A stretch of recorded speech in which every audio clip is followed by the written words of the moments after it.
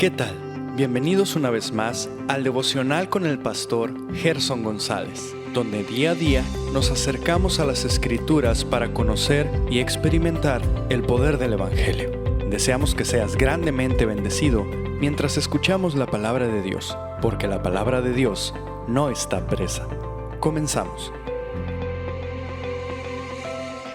Hola, qué gusto tenerte esta mañana con nosotros. Dios te bendiga. Vamos a considerar las palabras del puritano Richard Alain. Cuando tus promesas me guardan. No cuestionaré tu fidelidad. Si has dicho que eres mi Dios, ¿debería temer como si fueras mi enemigo? Si me has dicho que eres mi Padre, ¿debería permanecer distante como si fuera un extraño? Creeré, Señor, acalla mis miedos, y como me has declarado y me has dado el título de hijo, dame la confianza de uno. Deja que mi corazón se mantenga vivo diariamente mediante tus promesas, y con este cuidado déjame atravesar el Jordán. Conviértete estas promesas en mis fieles compañeros y en mis consolaciones. Cuando me vaya, deja que me guíen. Cuando duerma, que me guarden. Cuando despierte, déjalas hablar conmigo. Guarda para siempre estas promesas en los pensamientos y los corazones de tu pueblo. Prepara sus corazones para ti. Y deja que mi corazón sea el arca de tu alianza, donde siempre guardas y mantienes los registros sagrados de lo que ha pasado entre tú y mi alma. Amén. ¿Qué te parece si oramos esta mañana y le pedimos al Señor que este pequeño devocional pueda guiarnos, que las promesas de Dios verdaderamente nos guarden? Señor, gracias te doy esta mañana porque puedo confiar en ti. Gracias te doy esta mañana porque puedo venir a ti seguro y reconociendo que tú eres mi Rey, que tú eres mi Señor y que no hay nadie absolutamente fuera de ti.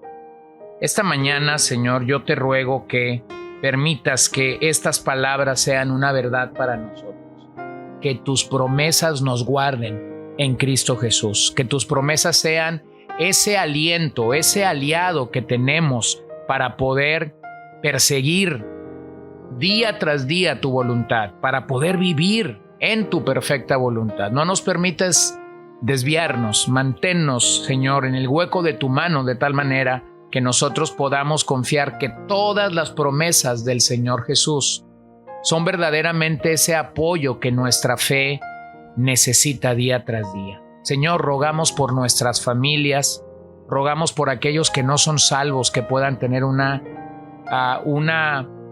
salvación tan grande como nos dice Hebreos, donde el Hijo de Dios pueda ser mostrado en todo su esplendor a ellos y nosotros podamos gozar de ese aliento y de ese deseo de poder seguirte y de poder servirte día tras día. Bendice este día. Pedimos todo esto en el nombre de Jesús y te damos gracias, Señor. Amén. Y vamos a continuar esta mañana revisando algunos hombres con los que Pablo se involucró después de haber sido el segundo violín en Antioquía, después de haber sido el segundo hombre al lado de Bernabé. Es que él vio la importancia, él vio la oportunidad de unirse a varios hombres y con el paso de los años poder ir aprendiendo cada día más y más. Hemos visto cómo es que él llamó a Timoteo a unirse a su equipo misionero en el segundo viaje. Hemos visto cómo estuvo también al lado de Crescente, quien representa al grupo de héroes anónimos que en todo lugar hay. Pero también hemos visto que envió a Tito a Creta para corregir lo que allí estaba deficiente en esa congregación, específicamente la ausencia de liderazgo bíblico era una latente entre los cretenses antes de la llegada de Tito. Pero ahora permítame reconocer lo que Pablo dice de dos hombres, de Lucas y de Marcos. En 2 de Timoteo 4:11, solo Lucas está conmigo. Recordemos que él está hablando de los últimos momentos de su vida. toma a Marcos y tráelo contigo, porque me es útil para el ministerio. Bueno, solo Lucas se había mantenido al lado de su amigo, de su mentor, de su compañero de milicia Pablo hasta ese momento de la decapitación, o un poco antes de que Pablo fuera decapitado. La vida de Lucas nos reta, ya que muchos estamos con las personas solo cuando todo va bien, pero su vida nos enseña, nos desafía a amar y abrazar a los siervos del Señor, pase lo que pase, es decir, cuando también están en los días malos. Bueno, no es como que sabemos mucho de cómo un predicador, cómo un pastor, cómo un misionero o un evangelista sufre. Posiblemente no vamos a sufrir a la dimensión de Pablo, de estar esperando el ser asesinado, el ser martirizado. Pero Lucas parece que había entendido que parte de su ministerio era ser el amigo del apóstol.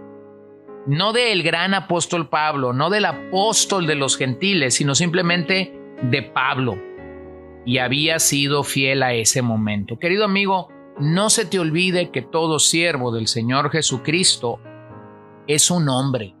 Y como hombre va a necesitar de todo nuestro apoyo.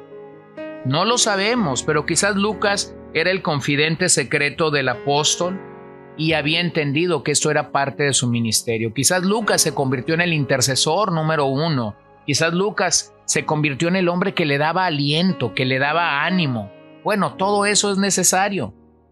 Pero allí mismo Pablo habla de Marcos, o Juan Marcos, como también es conocido en el libro de los Hechos. Este era un joven brillante, muy prometedor en la iglesia en Jerusalén.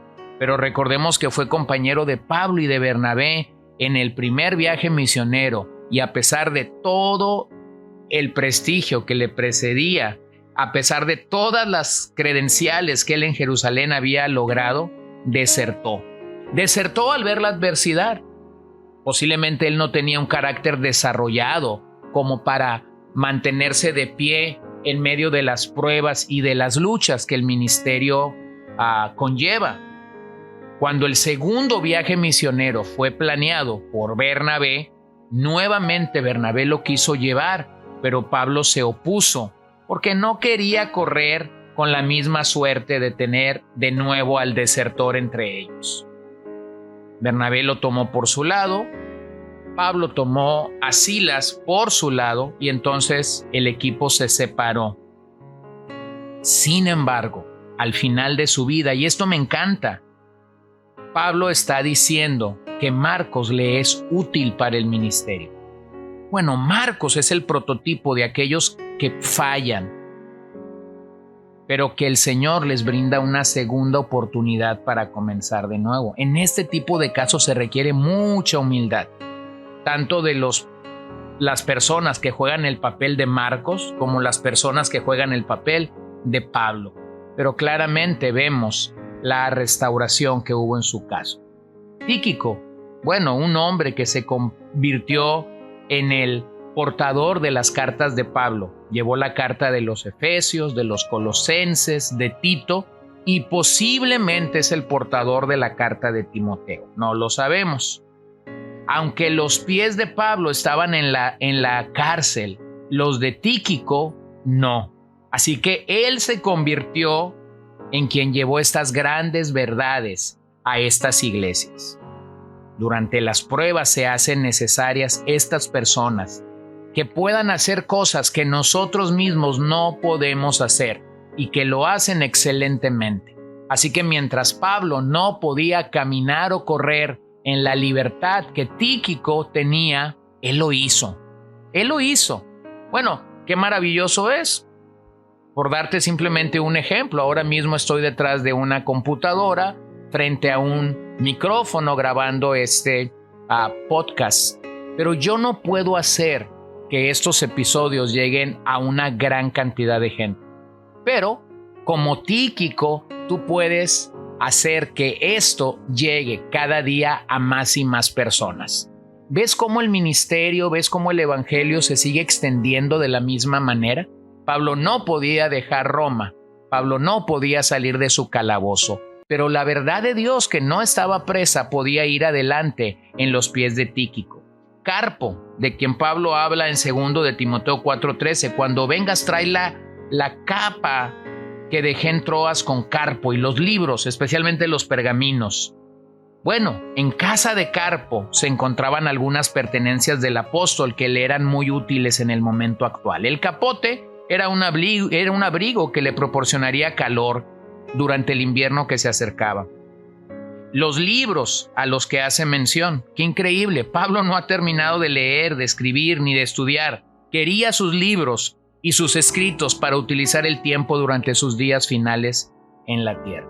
Entonces, todo esto que hemos hablado en estos días me hace llegar a 2 preguntas. Número 1, ¿estás dejando algún legado en otros hombres? ¿Tú mismo estás dejando un legado en otros hombres? ¿Te estás multiplicando? Como padre te estás multiplicando en tus hijos, como pastor te estás multiplicando en otros discípulos, como mujer estás cumpliendo Tito capítulo 2. Bueno, la segunda pregunta claramente, ¿quién es tu segundo violín? Simplemente para pensar en este tema. No pretendo otra cosa, sino que pienses en este tema. Así que hay 3 lecciones que quisiera dejarte acerca de ser el segundo. Número 1. Lo que Dios emprende, Él lo lleva a cabo. En otras palabras, servimos a un Dios de planes. El ministerio cristiano tiene que ver con cosas eternas, no con cosas temporales como nosotros. La obra de Dios sobrevivirá a todos nosotros. Entonces, los planes de Dios son aquellos que se llevan a cabo cuando trabajamos juntos en pro del reino. Nosotros debemos asegurarnos que esta dirección proviene de Dios. Esta dirección, estos planes que Dios tiene en nuestras vidas, a veces desafían nuestra humanidad. Pero es su obra y no la nuestra, recuérdalo. Lección número 2. A quien Dios escoge, Él lo utiliza. Esto enfoca en el principio de las personas. Gracias a Dios, las personas que Dios escoge no son perfectas. Yo no soy perfecto, tengo muchas fallas, tengo muchos errores. Pecado remanente aún hay en mí. Por ello es que no es sabio poner nuestra mirada en las personas. La razón es simple, todos tenemos pies de barro. Por lo tanto, enfócate en Cristo y no pongas en pedestal a nadie. El Señor es especialista en derribar nuestros ídolos. ¿Te has dado cuenta de eso? Oh, si yo te contara los ídolos que el Señor ha ido quebrando en mi vida. Y número 3, a donde Dios elige, Él lo envía. Dios coloca a cada persona en un lugar diferente y esto a veces no es entendido para nosotros. A veces no tiene sentido que un gran maestro tenga una pequeña iglesia mientras un hereje tiene una gran iglesia. A veces eso no es entendido, pero no te preocupes, Dios es sabio y Dios es soberano. Así que debemos producir contentamiento en el lugar donde Dios te puso. Con lo que Dios decida para nosotros, Él sigue siendo sabio y soberano. Él jamás se equivoca.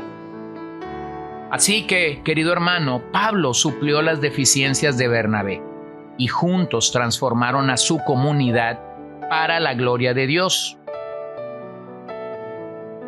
La vida cristiana fue diseñada entonces para hacer un esfuerzo de equipo. Jamás se ha tratado de enfrentarla sola.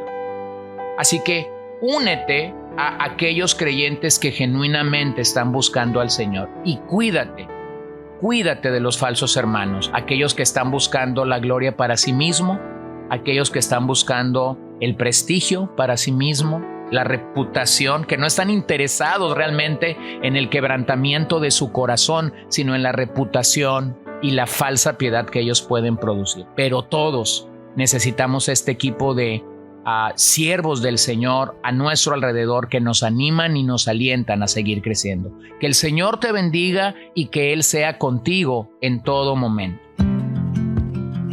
Gracias por acompañarnos el día de hoy. No olvides compartir este devocional con todos tus conocidos y recuerda que puedes seguirnos en Podbean, Spotify y Facebook como CCBN Los Mochis para que puedas escuchar todos los mensajes, los devocionales y también seguir nuestras transmisiones en vivo. Esperamos que nos acompañes el día de mañana.